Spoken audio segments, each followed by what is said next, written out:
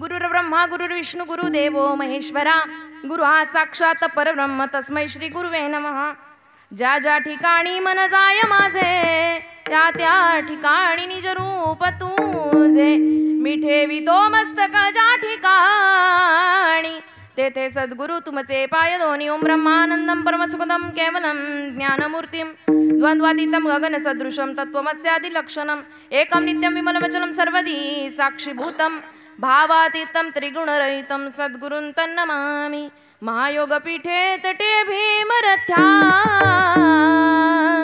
वरं पुण्डरीकाय दातुं मुनीन्द्रे समागत्य तिष्ठन्तमानन्दकन्दं परब्रह्मलिङ्गं भजे पाण्डुरङ्गं समचरणसरोजं सान्द्रनीलाम्बुदाभं जगणवीतपाणिं मण्डनं मण्डनानां तरुणतुलसीमाला गन्धरं कञ्जनेत्रं सदयधवलहासं विठ्ठलं चिन्तयामि। पाण्डुरङ्गा करू प्रथम नमन दुसरे चरण संतांची या दुसरे चरण संतांची या करू प्रथम नमन दुसरे चरण संतांची या दुसरे चरण संतांची या त्यांच्या कृपादाने कथेचा विस्तारू त्यांच्या कृपादाने कथेचा विस्तारू त्यांच्या कृपादाने कथेचा विस्तारू कथेचा विस्तार त्यांच्या कृपादाने कथेचा विस्तारू बाबाजी सद्गुरु दास तुका बाबाजी सद्गुरु दास तुका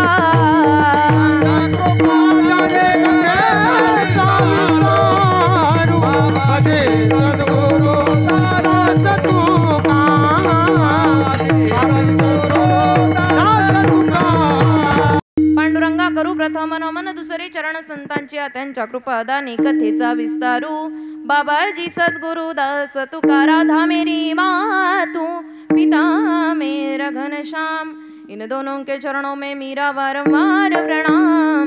श्रीपादनाथम गुरुराज वैर्यम मुमुक्षु नाम ध्यानदानैकदक्षम गोटी क्षेत्र निवासिनम तम नमामि वेदविंदां वरिष्ठं सद्गुरुनाथ भगवान की जय।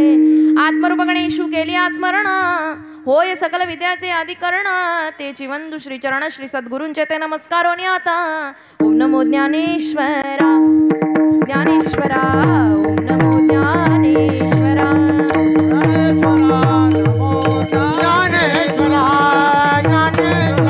ओम नमो ओम नमो ज्ञानेश्वरा ओम नमो ज्ञानेश्वरा ओम नमो ज्ञानेश्वरा ओम नमो ज्ञानेश्वरा ओम नमो ज्ञानेश्वरा करुणाकरा या दयाळा करुणाकरा या दयाळा तुमचा अनुग्रह लाधलो पवन झालो चराचरी करुणा करा दयाळा करुणा करा दयाळा तुमचा अनुग्रह लादलो पावन झालो चराचरी। ओम नमो ज्ञानेश्वरा करुणा करा दयाळा तुमचा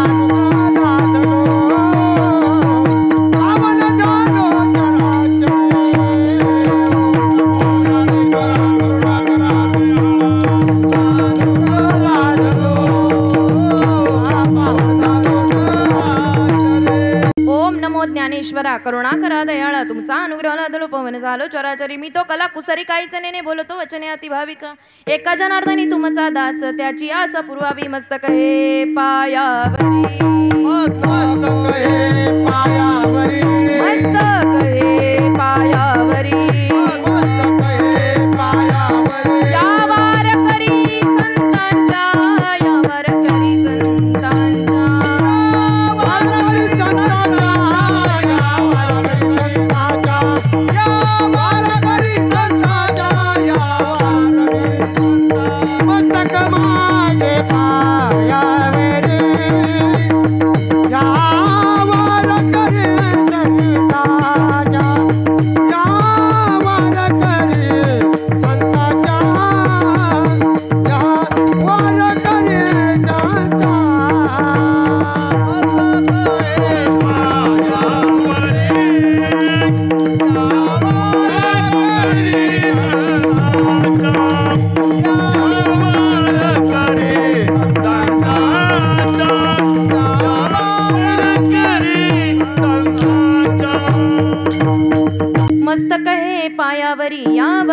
वारकरी संतांच्या विठ्ठल विठ्ठल विठ्ठल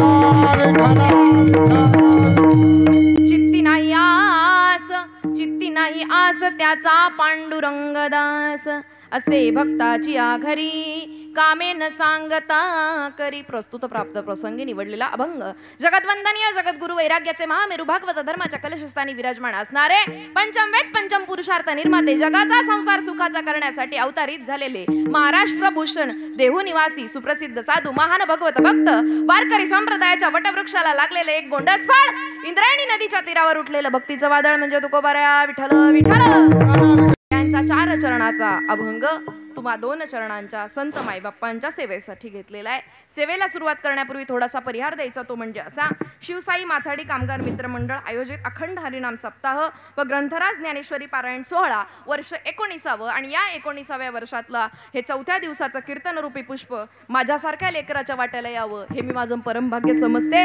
या पुष्पाच्या निमित्ताने या सोहळ्याच्या निमित्ताने तुमच्या साधू संतांचं दर्शन व्हावं हा माझा अलभ्य लाभ आहे. विठ्ठल विठ्ठल. आजचा हा पर्व काळ आहे, प्रबोधिनी एकादशी म्हणून जिला ओळखलं जातं. माझ्या पांडुरंग परमात्म्याची वारी आज सुद्धा आहे. आज सुद्धा ती पंढरी दुमदुमली आहे आणि तीच पंढरी आज आपण इथं अनुभवण्याचा प्रयत्न करू. विठ्ठल विठ्ठल. आजचा अभंग निवडण्याचं कारण तेच आहे की आपण घणसोलीमध्ये नाही तर आपण एवढी भूमिका याच भूमिकेपर्यंत येण्यासाठी परमार्थ आहे, अन्यथा दुसऱ्या गोष्टीसाठी परमार्थ. जणू देह ही पंढरी आत्मा पांडुरंग या भूमिकेपर्यंत येण्यासाठी परमार्थ आहे आणि तोच परमार्थ कशा रीतीने करावा याच्यासाठी साधू संत जन मृत्यू लोकामध्ये आले. वास्तविक पाहायला गेलं तर आजचा ज्यांचा अभंग आहे त्यांना जगद्गुरु श्रीमंत असे तुकोबाराया म्हणतात. त्यांना ज्या काही पदव्या सांगितल्या त्या पैसे देऊन आणल्या होत्या का? आजकाल अशा पैसे देऊन बऱ्याच पदव्या मिळतात. पण तुका म्हणे अंगी व्हावे ते आपण तरीच महिमान येईल कळो या न्यायाने माझे जगद्गुरु तुकोबाराया.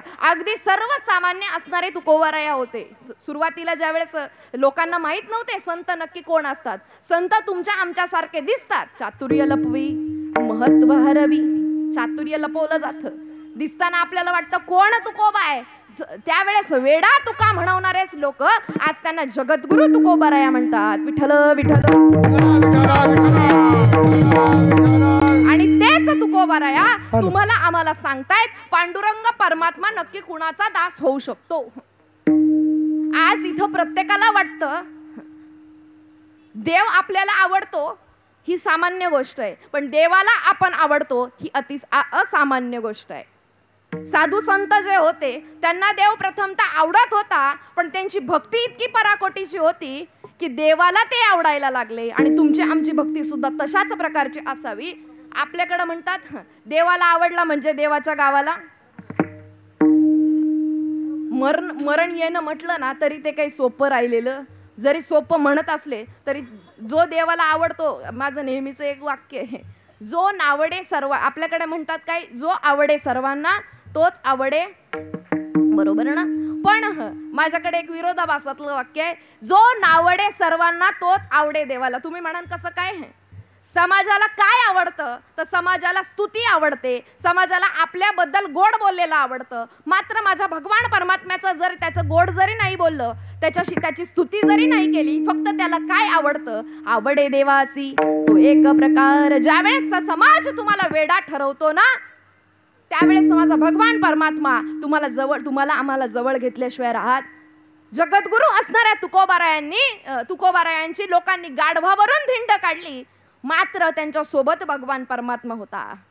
तुकोबारायांना तीळ मात्र सुद्धा त्याचं दुःख झालं, कारण कुठल्याच प्रकारची अपेक्षा शिल्लक न राहणं हे भक्तीचं उच्च टोकाचं एक लक्षण आहे. विठ्ठल विठ्ठल. साधू संतांनी हे जे काही अभंग लिहून ठेवलेत, जे काही ग्रंथ लिहून ठेवलेत, सांगोपांगीन वडाला वांगी लिहून ठेवली का? आपल्याकडे म्हटलं जातं असं नाही. अनुभवाले अंगा ते या जगा देत असे आलेले अनुभव अभंगाच्या मार्फत माऊली महावैष्णव ज्ञानोबरायांनी ज्ञानेश्वरीच्या मार्फत तुमच्या आमच्या पुढे ठेवले आणि त्यांचं जर आपण अनुकरण केलं अनुष्ठान, अनुसंधान, अनुकरण ह्या तिन्ही गोष्टी जास्त महत्वाच्या आहेत. अनुकरण करणं म्हणजे त्यांच्यासारखं वागणं, त्यांच्यासारखं वागून सुद्धा आपण होणार. कारण नाही का, ते दृष्टांत बऱ्याच जणांना ज्ञात असतो. पुरणपोळीचा जर स्वयंपाक करायचा असेल तर सुगरणबाई सारखं ड्रेसिंग करून जमतं का हो? नाही. तर तसं ज्ञान असणं गरजेचं आहे. मला जर मृदुंग विशारद पदवी मिळवायची असेल, यांच्यासारखं वाजवायचं असेल, तर अशा सेम कपडे घातल्यावर मला वाजवता येईल का? नाही ना वाजवता येणार. त्याच्यासाठी तुका म्हणे अंगी व्हावे ते आपण, आणि ते अंगी व्हायचं असेल तर संत वचनानुसार तुम्हाला आम्हाला वागावं लागेल. संतांसारखी ऍक्टिंग करून, संतांसारखे कपडे घालून आपण संत होणार नाही. त्यासी म्हणू नये साधू, जगी विटंबना बाधू. ऐसे कैसे झाले बोंधू, कर्म करुणी म्हणती साधू. कर्म करून जर साधुत्व पदवी मिळत असती तर सगळेच लोक हिमालयात गेले असते. म्हटले असते बरं झालं कर्म करून पण आपल्याला सगळं करता येते. पण ज्या ठिकाणी त्यागाची भूमिका आहे, काल आमचा बाबांचा आणि माझा विषय झाला, महाराष्ट्र राज्यामध्ये अगदी महाराज जरी असले तरी त्यागाची भूमिका अगदी बोटावर मोजणे इतपत लोकांकडे. त्याग तरी ऐसा करा, अहंकारा दवडावे, अहंकारा दवडावे, अहंकारा दवडावे. त्याग तरी ऐसा करा, अहंकार दवडावे, अहंकार दवडावे, अहंकार दवडावे. त्याग तरी ऐसा करा,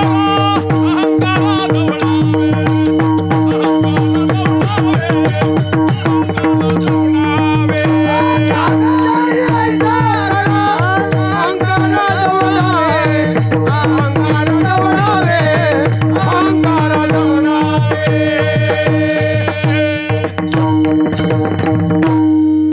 त्याग तरी ऐसा करा, अहंकारा दवडावे. म्हणजे देवाने माझं वाटोळं करावं ही अपेक्षा कुणाचीच बरोबर ना. बोलत चला बरं का, तुम्ही टेन्शन मध्ये बसू नका. मला वाटतं मला माझी भाषाच कळत नाही का काय, असं नाही ना काही. देवाने माझं वाटोळं करावं ही सुद्धा अपेक्षा कोणाची नसतेच, पण देवाने माझं चांगलंही करावं ही सुद्धा अपेक्षा नसते. त्यांना साधू असं म्हणतात. साधू संतांनी इतकी भक्ती करून ठेवली की देवावर त्यांच्या भक्तीचं कर्ज झालं. देवाने त्यांच्या पुढं बाण खाली घालून उभं राहावं की आता तुकोबा राया, तुम्ही माझ्याकडे काहीतरी मागा. आपल्याकडे आपण स्वप्नात विचार करायचा, आपलं म्हणायचंय फक्त आम्ही करतोय भक्ती आम्ही. पण माझ्या साधू संतांची जी काही भक्ती होती ना, भक्ती आम्ही केली सांडोनी उद्वेग. सगळ्या गोष्टीचा सांडून नाही का, संसाराच्या नावे घालोनिया शून्य, वाढत हा पुण्य धर्म केला. म्हणून भगवंतावर त्यांच्या भक्तीचं कर्ज झालं. इथं प्रत्येकाला वाटतंय देवाने आपली भक्ती, देवाने आपली सेवा करावी. वास्तविक पाहिलं जर गेलं तर देवच आपली सेवा करतोय, त्याच्याशिवाय दुसरा कोणी सेवा करत चाले हे शरीर कोणाची असते. चाले हे शरीर कोणाची असते.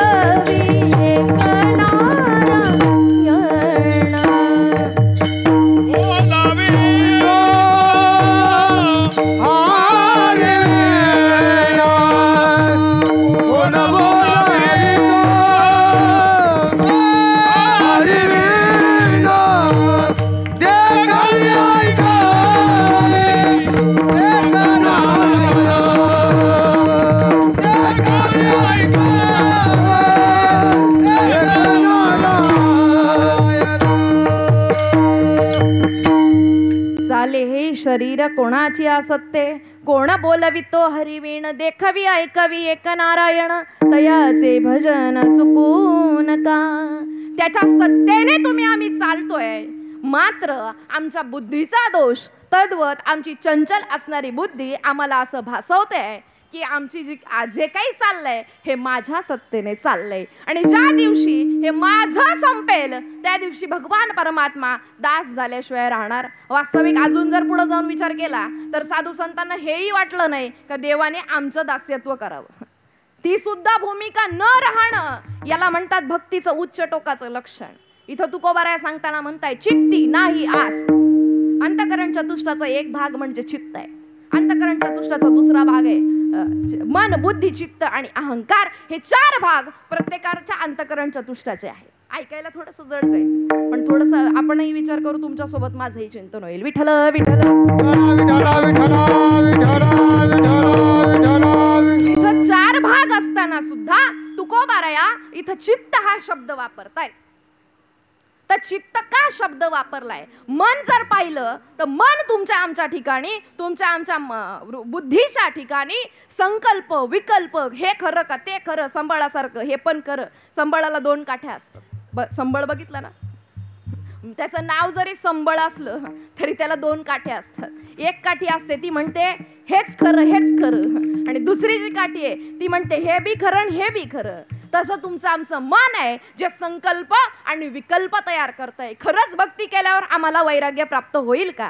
खरंच आम्ही त्या सुखाला प्राप्त होऊ का? हे संकल्प आणि विकल्प मन तुमच्या आमच्या ठिकाणी तयार करतंय. म्हणून मन हा शब्द तिथं तुकोबारायांनी वापरलेला नाही. पुढचा शब्द आहे बुद्धी. ती जर बुद्धी सद्बुद्धी झाली तर कदाचित भगवान परमात्मा आपल्यावर कृपा करेल. पण त्या बुद्धीच्या ठिकाणी सुद्धा 2 भाग येत आहेत, एक सद्बुद्धी आहे आणि दुर्बुद्धी सुद्धा. तुम्ही म्हणाल कसं काय आहे? तुकोबारायांसारख्या वैराग्यवान महात्म्याने म्हणायचं दुर्बुद्धी ते म्हणा कदा नुपजो नारायण. तुमचं आमचं तर गोष्ट करायची वेळच आणायची. एवढा वैराग्यवान असणारे साधू आहेत, तेच देवाकडे मागणं करतायत. देवा तुला जर काही द्यायचं असेल, या म्हणण्यानुसार तुला जर काही द्यायचंच असेल ना तर दुर्बुद्धी कधीच देऊ नको. या बुद्धीमध्ये सुद्धा 2 भाग पडतायत, म्हणून बुद्धी सुद्धा हा शब्द इथं वापरलेला नाही. मनही गेलं, बुद्धी गेली. राहिला प्रश्न अहंकार. मनाने केलेले संकल्प विकल्प, बुद्धीने दिलेला ऑल द बेस्ट नाही का, बुद्धीने दिलेला त्याला जो पाठिंबा आहे त्याच्यावर अहंकार आपला काम करत असतो. अहंकार त्या गोष्टीला तडीस नेत असतो. तद्वत उठलेल्या संकल्प विकल्पांना अहंकार पुष्टी देत असतो. म्हणून अहंकार सुद्धा तिथे वापरलेला नाही. एकमेव चित्त हा शब्द वापरला का? कारण त्या चित्ताच्या ठिकाणी कुठल्याच प्रकारचा दोष लागू शकत नाही. हे काय माझ्या घरचं वाक्य? तुम्ही म्हणाल कसं काय? साधू संतांची प्रमाण आहे, चिंतन चित्ताला लावी मनाच्या मनाला. मनाचा पण कोणी काही बाप असेल ना तर त्याला चित्त असं म्हणतात. देवाला जर द्यायचं असेल ना तर काय दिलं? माझ्या गोपिकांनी काय दिलं? चित्त चोरियेले नंदाच्या नंदानी, हरिने माझे हरिले चित्त भार वित्त विसरले. जर द्यायचंच असेल तर तिथं मन सुद्धा शब्द वापरता आला असता. पण साधू संतांचं जे काही अभंगवाणी आहे त्याच्यामध्ये चित्ताला एक विशेष गोष्ट दिली आहे किंवा विशेष एक अधिकार दिलाय. कारण मनाचा बाप जर कोण असेल तर त्याला चित्त असं म्हणतात. आणि याही पुढे जाऊन सांगू का, ज्यांनी चित्त भगवंताच्या ठिकाणी अर्पण केलं, माझे नाथ बाबा सांगतायत, प्राप्त अप्राप्त लाभावस्था बाधू न शके साधूच्या चित्ता, चित्त घातले भगवंता या नाव निरपेक्षता. ज्यांनी भगवंताच्या चरणी चित्त वाहिलं ना त्यांच्याच चित्तामध्ये तो भगवान परमात्मा वास्तव्याला येतो. देव वसे चित्ती त्याची घडावी संगती, त्याची घडावी संगती, त्याची घडावी संगती.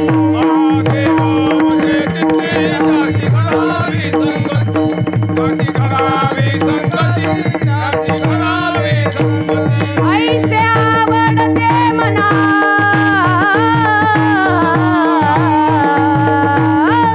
ऐसे आवडते मना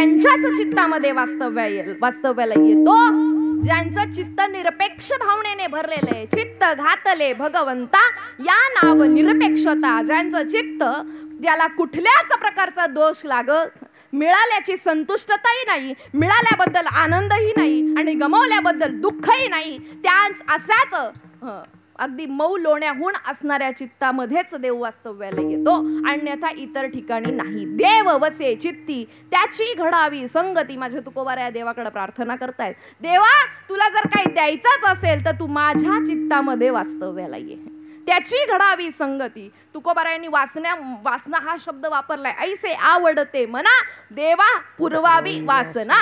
माझी वासना वाईट दशेची नाही बरं का.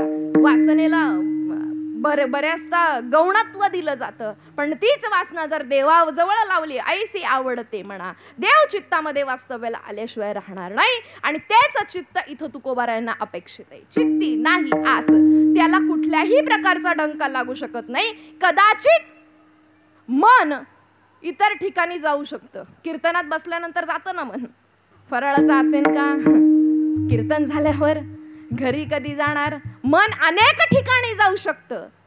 पण चित्त एकदा का त्या भगवंताच्या चरणावर अर्पण केलं तर ते कुठंच जाऊ शकत. चित्ती तुझे पाय डोळा रूपाचे ध्यान, डोळा रूपाचे ध्यान, अखंड मुखी नाम, अखंड मुखी नाम तुमचे वर्णावे गुण. चित्ती तुझे पाय डोळा रूपाचे ध्यान, डोळा रूपाचे ध्यान, अखंड मुखी नाम, अखंड मुखी नाम तुमचे वर्णावे गुण. चित्ती तुझे पाय डोळा रूपाचे ध्यान,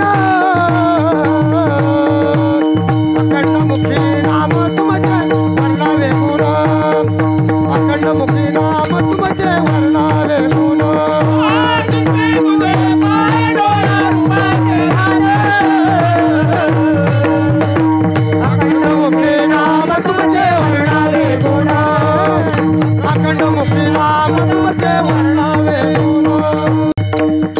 हा जो आनंद आहे ना, हा फक्त वारकरी चालींमध्येच आहे बरं का. विठ्ठल विठ्ठल विठ्ठला विठ्ठला विठ्ठला विठ्ठला विठ्ठला. चित्ती तुझे पाय डोळा रूपाचे ध्यान, अखंड मुखी नाम तुमचे वर्णावे गुण.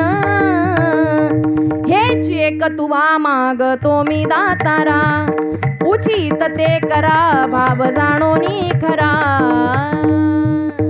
देवा जर तुला काही द्यायचं असेल ना, चित्ती तुझे पाय डोळा रूपाचे ध्यान, अखंड मुखी नाम, माझ्याकडून फक्त तुझं चिंतन घडू दे, अन्यथा दुसरं काही सुद्धा नको. आणि आपल्याकडं मात्र याच्यापेक्षा एकदम विरुद्ध दिशेचं आहे. आमच्याकडून सगळं घडू दे, मात्र तू मागे राहिला तरी. खरं सांगायचं बरं का, चालेल ना. आज एकादशी आहे, बरोबर, खोटं बोलायचं नाही. आज आपण किती लोकांनी भगवंताची आराधना साधना केली बरं, माझ्यासह तुम्ही सुद्धा. आपण उपवास केल्यानंतर किलोच्या किलो साबुदाणे संपवतो, बटाटे संपवतो, शेंगदाणे संपवतो, पण ज्याच्यासाठी केलाय त्याचा विचार मात्र करत. आणि ज्या दिवशी त्याचा विचार केला जाईल, आमचा उपवास शब्दाचा अर्थ प्रत्येकाला ज्ञात आहे. उप म्हणजे जवळ, वास म्हणजे राहणं, त्याच्या जास्तीत जास्त जवळ राहू.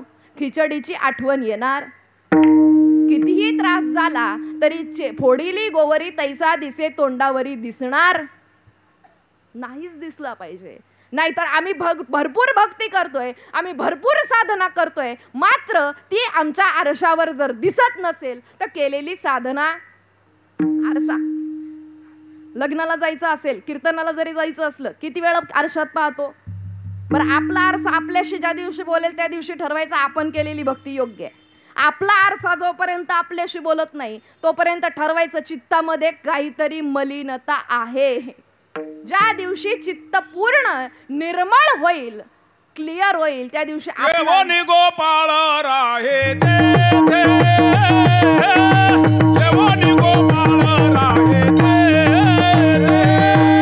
देवानी गोपाळ राहे ते, देवानी गोपाळ राहे ते. कामने चित्ता करा रे निर्मळा, चित्ता करा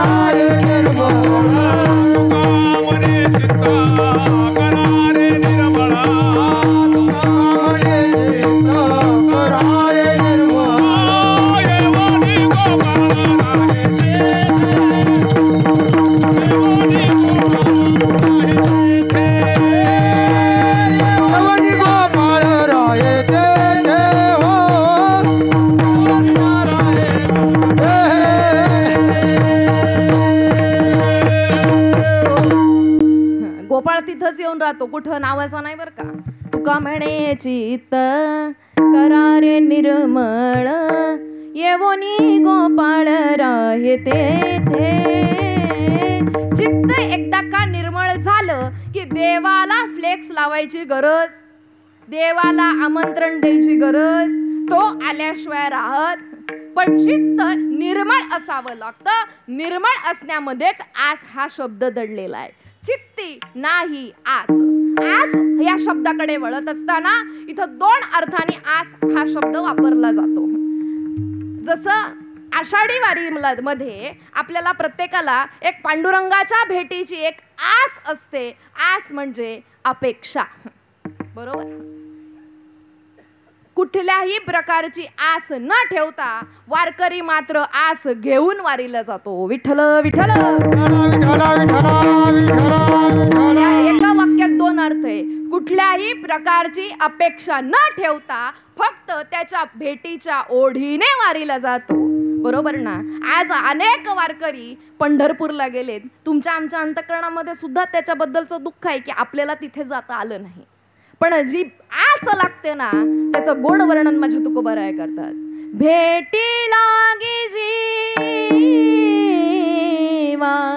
लागली से आस, भेटी लागी जीवा लागली से आस, पाहे रात्रंदिवस वाट तुझी, वाट तुझी, भेटी लागे जीवा लागली से आस, भेटी लागे जीवा लागली से आस, पाहे रात्रंदिवस वाट तुझी. या भूमिकेपर्यंत येण्यासाठी माई बाप्पांनो परमार्थ करायचा आहे. अजून एका अभंगामध्ये सांगताय. भेटी लागी पंढरीनाथा, भेटी लागी पंढरीनाथा, भेटी लागी पंढरीनाथा, भेटी लागी पंढरीनाथा.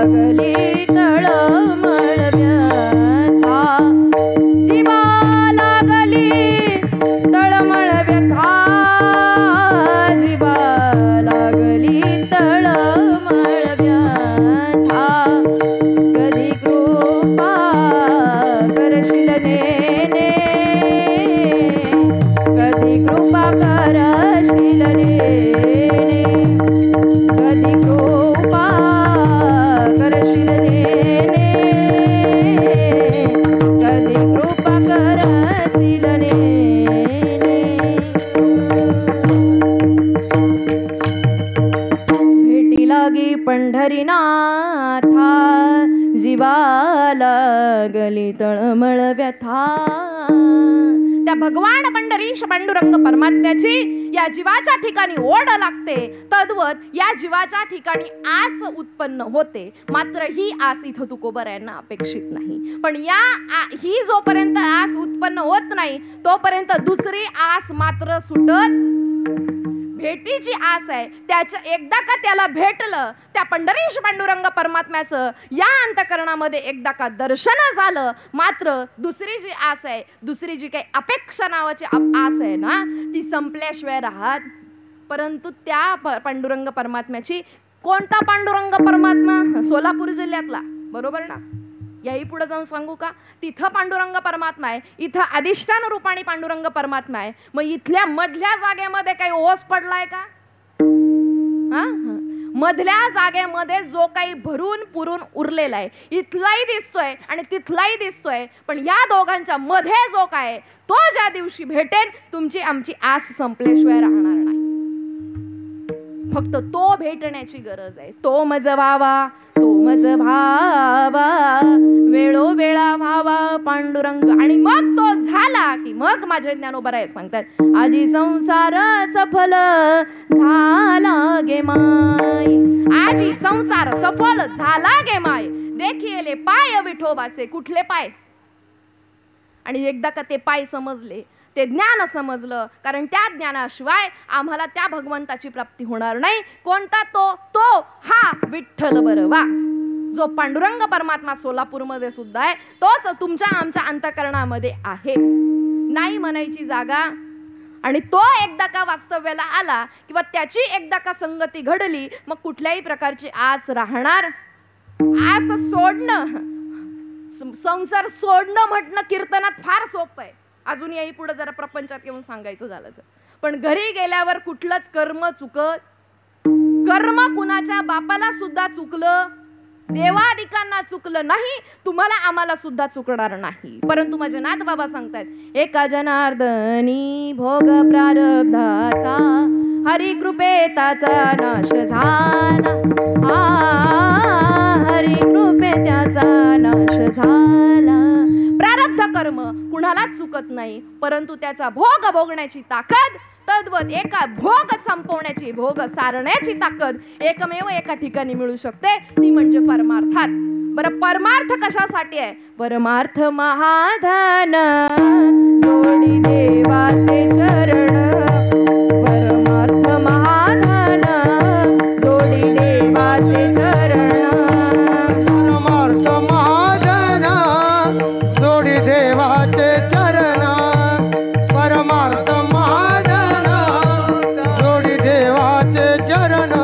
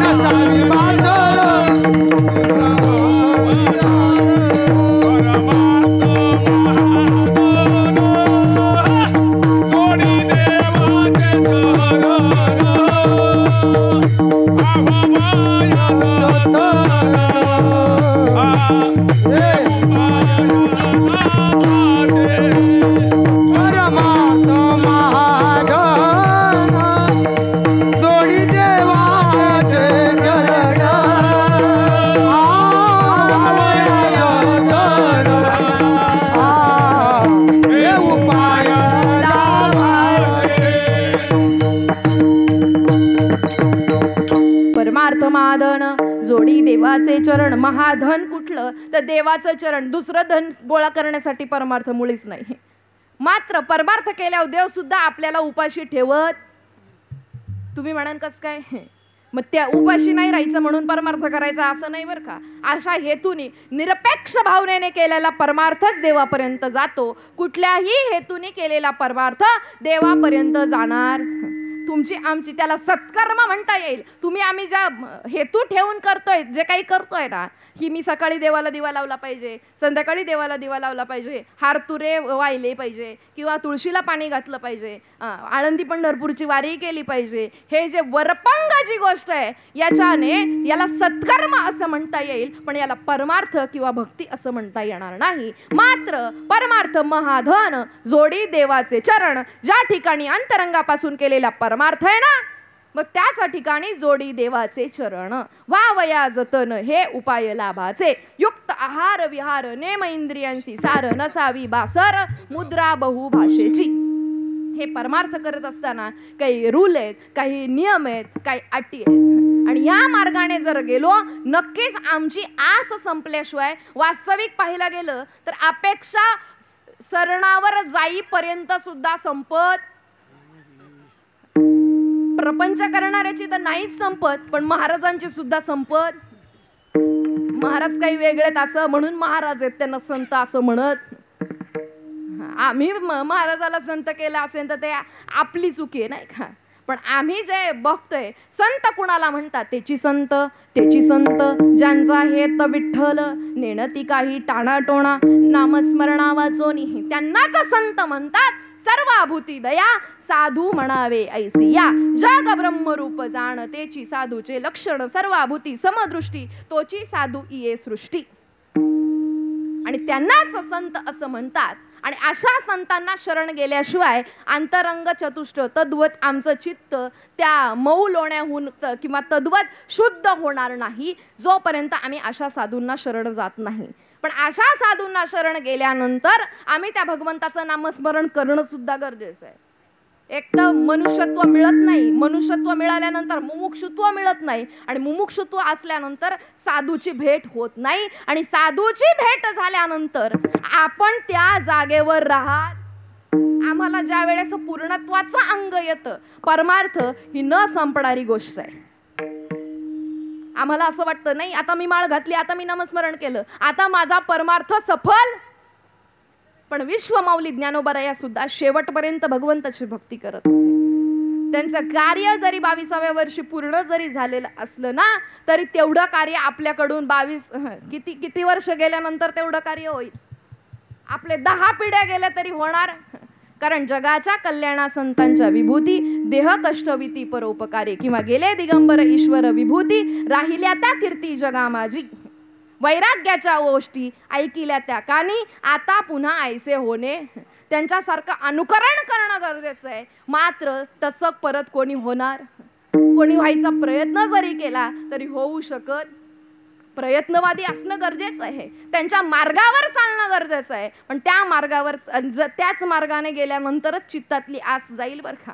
अन्यथा आपल्याला गेल्यासारखी वाटेल. कीर्तनामध्ये आल्यानंतर बऱ्याच जणांना वाटतं महाराज सांगतोय तेच खरं आहे.